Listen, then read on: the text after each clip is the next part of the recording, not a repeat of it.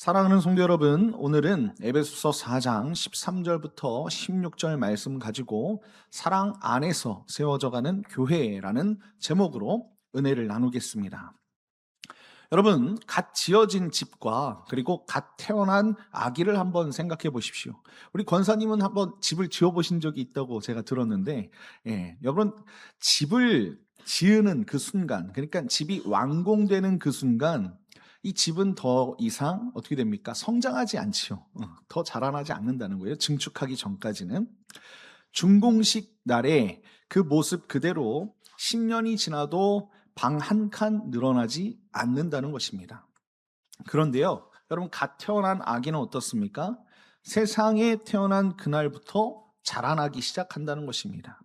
손가락 한 마디, 옹알이 한 마디, 뒤집기 한 번씩, 그쵸?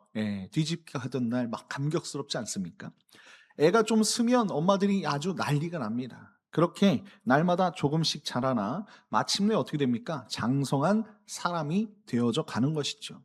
장성한 사람도 어떻게 합니까? 계속해서 나이가 뭐 30대, 40대, 50대, 60대 그렇게 먹으면서 어떻게 되는 거예요? 온전해지면서 성장하는 것입니다.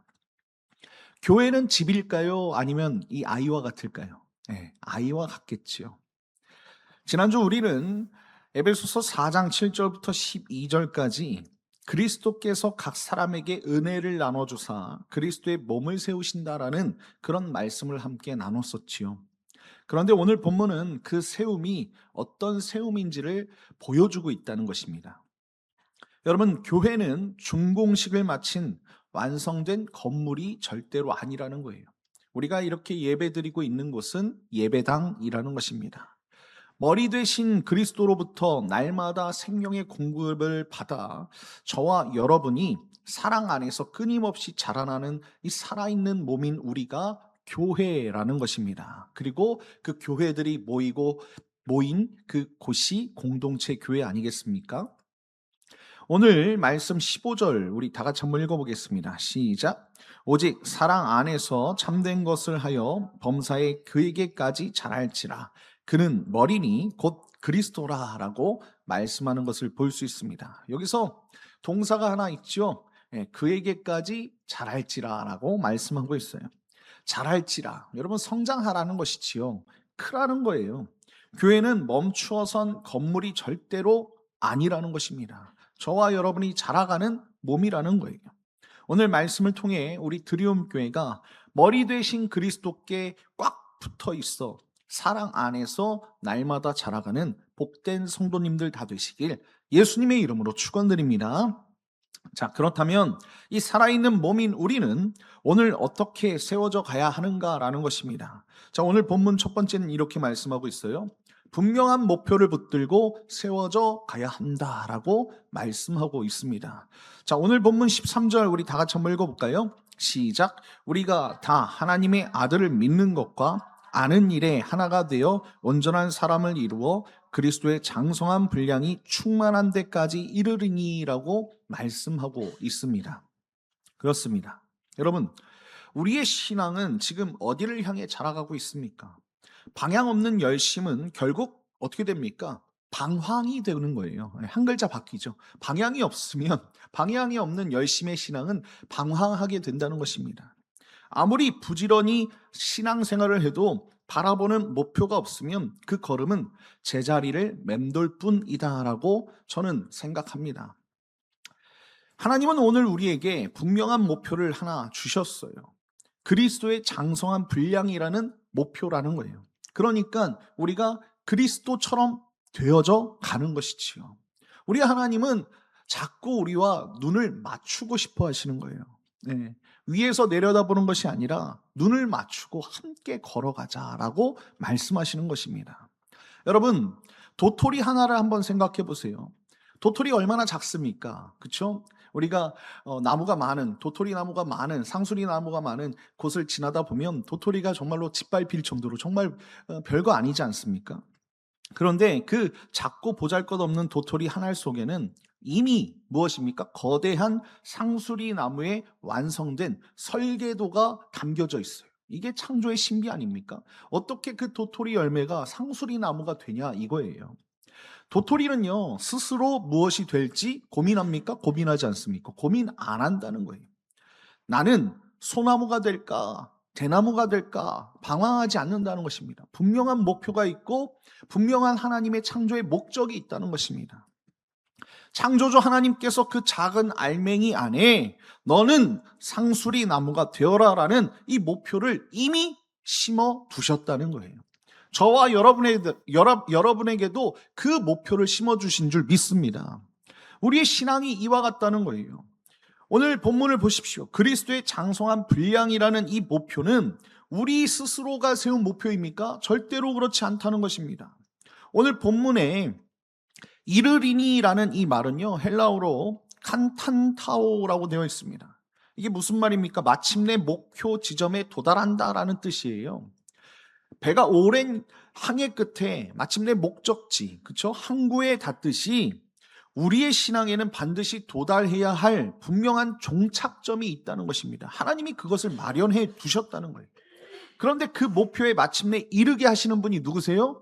저입니까? 여러분입니까? 목사가 가라는 대로 갑니까? 그렇지 않지요. 하나님이라는 거예요. 은혜의 하나님께서 마침내 우리를 그 종착점으로 인도하시고 견인하시는 줄 믿습니다. 그리고 본문은 오늘 뭐라고 얘기하고 있어요? 도달점을 온전한 사람을 이루어라고 말씀하고 있어요. 여기서 온전한이라는 이 말은요, 헬라어로 텔레이오스라고 쓰여져 있습니다.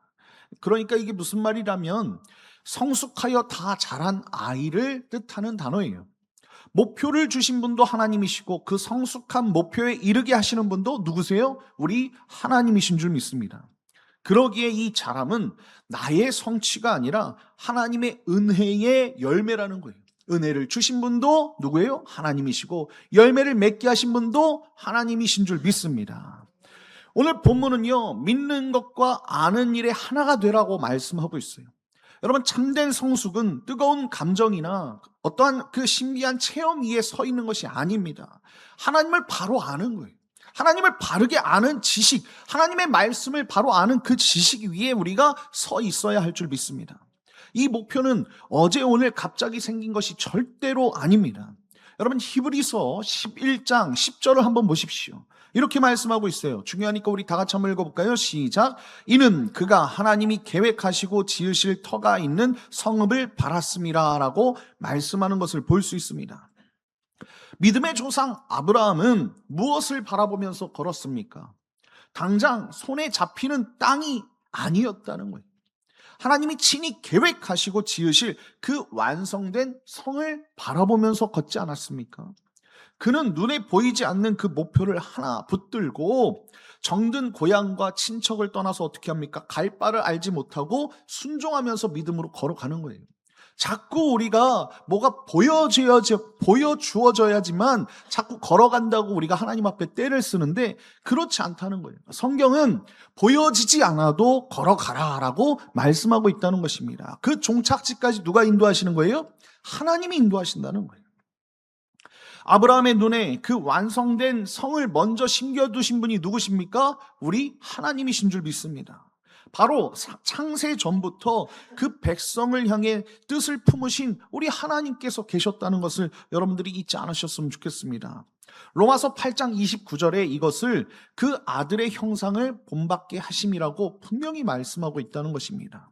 우리의 자람은 개인의 성취가 절대로 아닙니다. 하나님이 창세 전부터 품으신 오랜 언약의 성취인 줄 믿습니다. 여러분, 그래서 우리 교회가 이 목표를 향해 자라가야 한다는 것입니다. 우리 교회는 다른 거 없어요. 우리 예수 그리스도를 닮아가야 할 줄 믿습니다. 그래야 드리움 교회가 되는 것 아닙니까?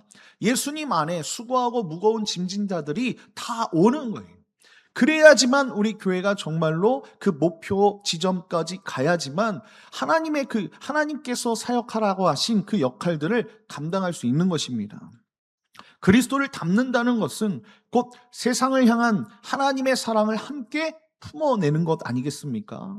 우리가 사랑이 많아야지요.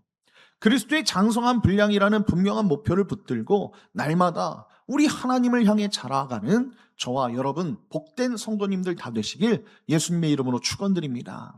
자, 그런데요, 이 목표를 우리가 붙들지 못할 때 교회는 제자리에 멈추는 것이 아니라 흔들리기 시작해요. 그렇죠? 멈출 뿐만이 아니라 흔들리기 시작한다는 거예요. 자, 그렇다면 그 흔들림이 있을 때 우리는 어떻게 해야 되는가? 오늘 본문은 이렇게 말씀하고 있습니다. 우리 다 같이 한번 읽어볼까요? 시작. 뿌리 내려 세워져 가야 합니다. 자, 오늘 14절을 이렇게 얘기하고 있습니다. 우리 다 같이 읽어보겠습니다. 시작. 이는 우리가 이제부터 어린 아이가 되지 아니하여 사람의 속임수와 간사한 유혹에 빠져 온갖 교훈의 풍조에 밀려 요동하지 않게 하려 함이라. 아멘. 여러분, 잘하지 않는 신앙은 그저 머무는 것이 아니에요. 멈춰 있는 것이 아니라는 것입니다. 흔들리면서 어디로 가는 거예요? 뒤로 밀려가는 거예요. 오늘 본문이 뭐라고 얘기하고 있습니까? 온갖 교훈의 풍조에 밀려 요동하지 않게 하려 함이라 라고 말씀하고 있지 않습니까? 예, 멈추는 것뿐만이 아니라 흔들리고요, 계속해서 뒤로 물러가는 것입니다. 유행하는 그럴듯한 사상, 귀를 즐겁게 하는 가짜 복음, 얕고 달콤한 가르침 앞에서 오늘 우리도 얼마나 쉽게 흔들립니까? 여러분, 우리가 유튜브만 틀어도 여러 가지 사상들과 여러 가지 가짜 복음들이 나타난다는 거예요. 여러분, 은행에서 위조 지폐를 가려내는 행원을 한번 생각해 보십시오. 노련한 행원은요, 세상에 놔도는 그 수천 종류의 위조 지폐를 하나하나 다 외우고 있을까요? 노련하니까 다 외우지 못해요. 절대로 그렇지 않습니다. 그거는 불가능한 일이겠지요. 그렇다면 이 행원이 어떻게 그 위조 지폐, 그 가짜를 가려낼 수 있을까요? 오직 진짜 지폐를 손끝이 닿도록 만지고 만져서 익혔기 때문에 그런 거예요. 그러니까 진짜를 참되게 알았기 때문에 가짜를 구별해낼 수 있다는 것입니다. 진짜의 감촉이 손에 완전히 훈련되어서 배어 있기 때문에 가짜가 손에 닿는 순간 이건 아니다라고 알아채는 거예요. 사랑하는 성도 여러분, 우리의 신앙도 똑같다는 것입니다. 온갖 이단과 거짓 가르침을 일일이 우리가 다 공부해야 합니까? 그래야 우리가 속지 않습니까? 아니에요. 우리가 그들을 몰라도 상관없어요. 그런데 우리가 알아야 할 것이 있지요. 무엇입니까?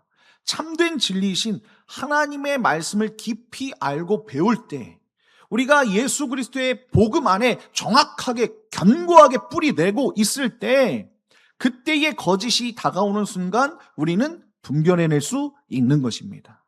이건 아니다. 여러분, 오늘 본문에 요동하지 않게라는 말은요, 헬라어로 파도에 이리저리 출렁거리고요, 사방으로 실려 다니는 배의 모습을 그린 그런 말이에요. 닻을 내리지 못한 배는 잔잔한 물결에도 밤새 표류하는 것입니다. 그렇지요? 여러분, 무엇이 우리의 닻입니까? 하나님을 바르게 아는 견고한 말씀, 바른 교리가 우리를 흔들리지 않게 하는 그런 닻이 된다는 것입니다. 성경에 그 산 증거가 있어요. 여러분, 우리 예수님을 한번 보십시오. 마태복음 4장에서 마귀는 광야에서 주님께 3번이나 뭐합니까? 시험을 하지 않습니까? 돌로 떡을 만들어라. 성전 꼭대기에서 뛰어내려라. 내게 절하면 천하 만국을 주겠다. 그럴듯하고 간사한 유혹을 예수님께 하는 거예요. 그러나 우리 주님은 그때마다 무엇으로 물리치셨습니까? 다 기록되었으되라고 말씀하시면서 이 말씀의 반석 위에서 그 시험을 이겨내시는 것을 볼 수 있습니다. 우리 예수님은 감정으로, 논쟁으로 그 사단을 대적하지 않았다는 거예요. 오직 하나님의 말씀이라는 닻을 내리고 계셨기 때문에 마귀의 거센 파도에도 조금도 요동하지 않았음을 우리는 알고 있다는 것입니다. 그런데 성경을 보니까 반대로 흔들린 사람도 있어요. 광야의 이스라엘 백성들 아닙니까? 여러분, 민수기 14장에서 여러분 10명의 그 정탐꾼 기억하시죠? 12명이 갔는데 10명의 정탐꾼은 뭐라고 얘기합니까? 그 땅은 우리가 이길 수 없다라고 얘기하지 않습니까? 그렇죠? 하나님의 말씀을 믿지 않고 뿌리내리지 않고 상황만 본 거예요. 환경만 본 거예요. 그러니까 이스라엘 백성들이 어떻게 됩니까? 밤새도록 통곡하고 요동하고 끝내 애굽으로 돌아가자고 하나님을 원망하고 불평하지 않았습니까? 그들은 하나님의 말씀을 믿지 못했어요. 뿌리내지 못했다는 것입니다. 세대를 관통하는 이 뼈아픈 흔들림의 본이 되고 말았다는 거예요. 사랑하는 성도 여러분, 흔들리는 교회는 세상에 아무런 메시지도 줄 수 없습니다.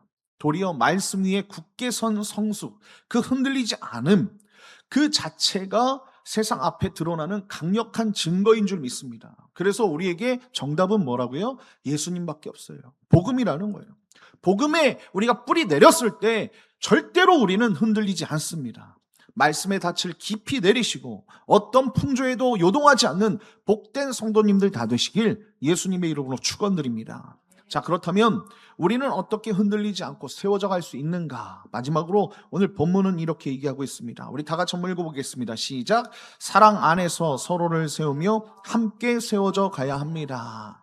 자, 오늘 본문 15절 16절을 우리 읽어보겠습니다. 시작. 오직 사랑 안에서 참된 것을 하여 범사에 그에게 잘할지라. 그는 머리니 곧 그리스도라. 그에게서 온 몸이 각 마디를 통하여 도움을 받음으로 연결되고 결합되어 각 지체의 분량대로 역사하여 그 몸을 자라게 하며 사랑 안에서 스스로 세우느니라. 아멘. 여러분, 말씀에 뿌리를 내렸다면 그냥 이성적으로 그 말씀을 우리가 건조하게 계속해서 성도들에게 그렇게 하는 것이 아니라 사랑 안에서 서로를 세우며 함께 세워져 가야 된다는 것입니다. 사랑이 윤활유가 되어야 된다는 거예요. 우리의 세워짐은 결코 홀로 되지 않는다는 것 여러분들이 잊지 않았으면 좋겠습니다. 가르침으로, 기도로, 섬김으로, 위로로 각 지체가 자기 분량대로 서로 맞물릴 때 비로소 몸이 자라가는 거예요.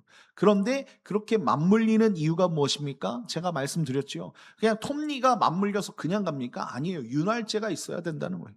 사랑이라는 윤활제가 있어야 그것이 화합하고 그것이 함께 세워져가는 역사가 되지 않겠습니까? 이것은 교회만 그런 게 아니에요. 가정에서도 그렇고 다른 세상 공동체에서도 이 사랑이 없으면 어떻게 됩니까? 예, 그 톱니바퀴는 굴러가다가 윤활제가 없기 때문에 부러지고 마는 것입니다.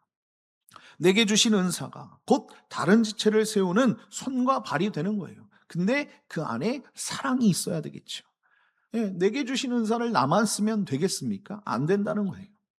사랑하는 성도 여러분, 로마의 옛 아치형 다리를 한번 생각해 보세요. 아치형 다리 다 아시죠? 이렇게 되어 있는 거.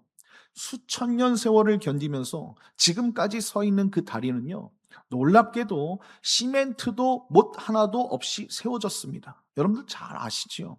오직 돌과 돌이 서로를 밀며 버티고 있기 때문에, 아치형이 버티고 있기 때문에 한 돌이 옆에 돌을 기대고 그 옆에 돌이 다시 그 돌을 받쳐주는 그런 원리 아닙니까?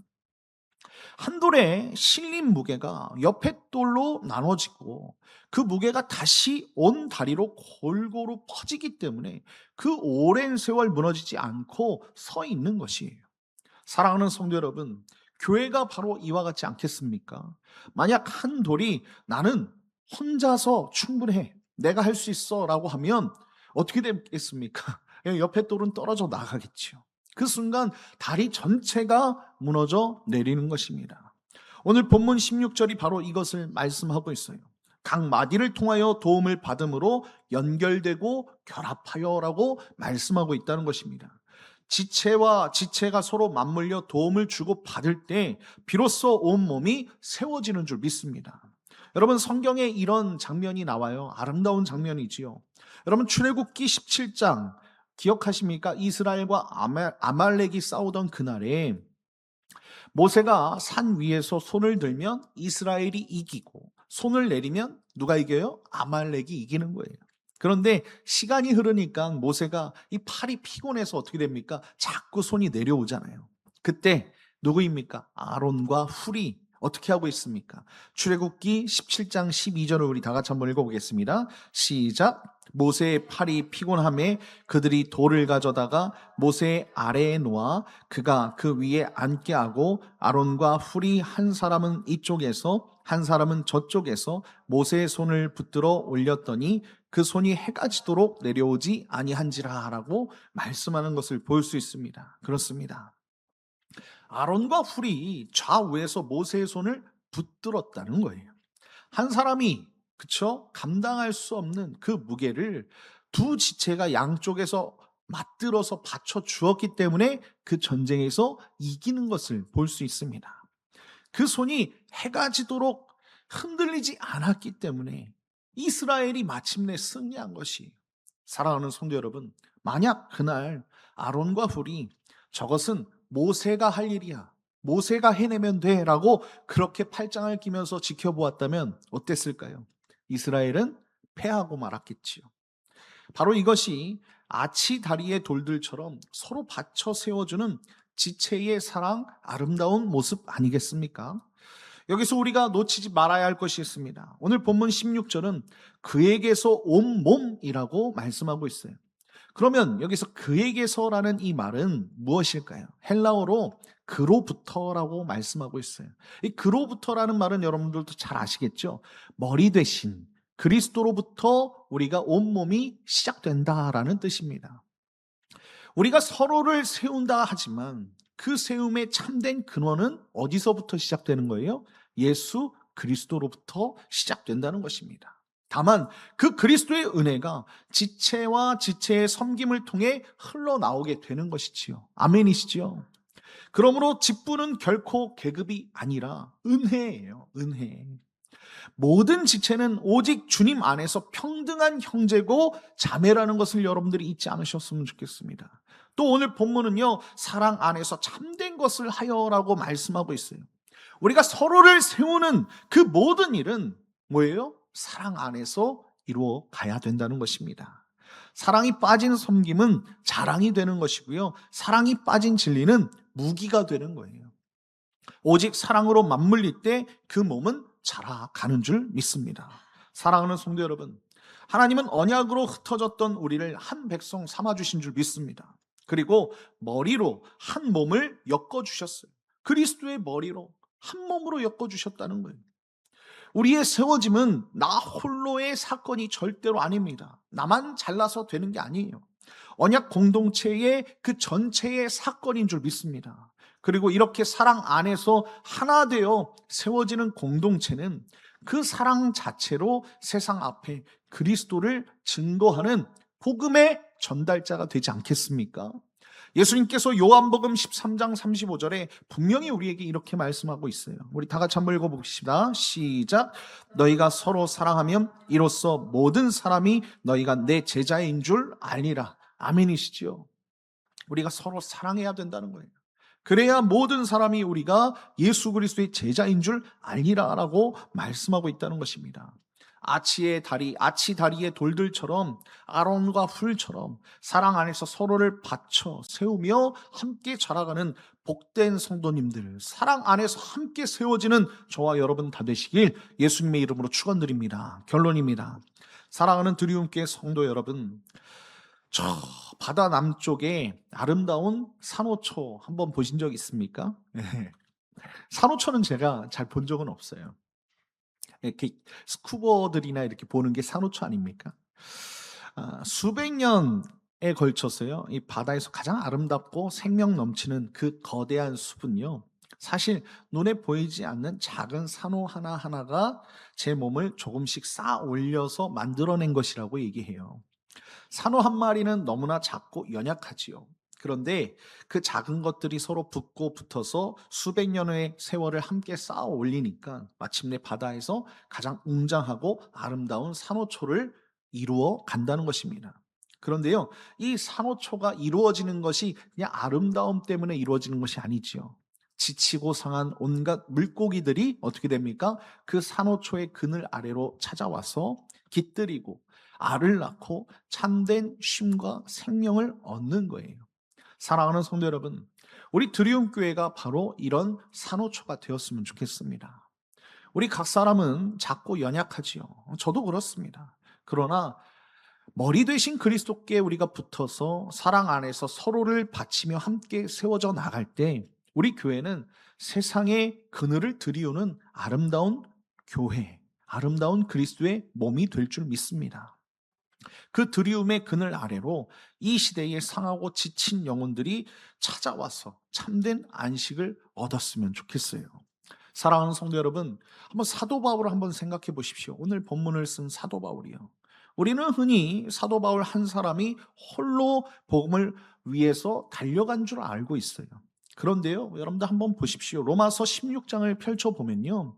사도 바울은 거기서 베베, 브리스길라와 아굴라, 뭐 이런 사람들을 비롯해서 수많은 사람의 이름을 일일이 부르면서 나의 동역자다라고 그렇게 말씀하는 것을 볼 수 있습니다.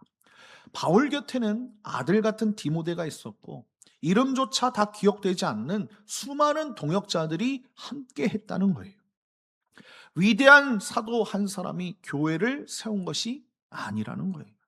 머리 대신 그리스도로부터 은혜를 받아 이름 없이 서로 맞물린 그 사랑으로 맞물린 지체들을 통해 교회, 그리스도의 몸된 교회를 세워 간 것입니다. 오늘 우리가 함께 나눈 말씀 기억하십시오. 우리는 그리스도의 장성한 분량이라는 분명한 목표가 있다는 거예요. 우리 주님께서는 우리의 시선을 같이 맞추면서 가고 싶어 하신다는 거예요. 말씀의 닻을 내려서 정말로 흔들리지 않도록 뿌리를 내려야 된다는 거예요. 진짜 복음이 뭔지를 알아야 우리가 유혹에 빠지지 않는다는 것입니다. 사랑 안에서 서로를 받쳐 세우면서 살아가야 되겠지요.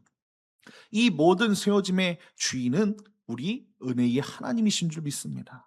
창세 전부터 품으신 그 언약의 성취가 우리 가운데 있어야 되지 않겠습니까? 사랑하는 성도 여러분, 내게 주신 그 은혜의 분량을 아끼지 마시고요. 작은 은사라도 사랑으로 옆 지체와 우리가 서로 맞물릴 때 우리 교회는 산호초처럼 자라가고 그 몸은 분명히 세워져 갈 줄 믿습니다.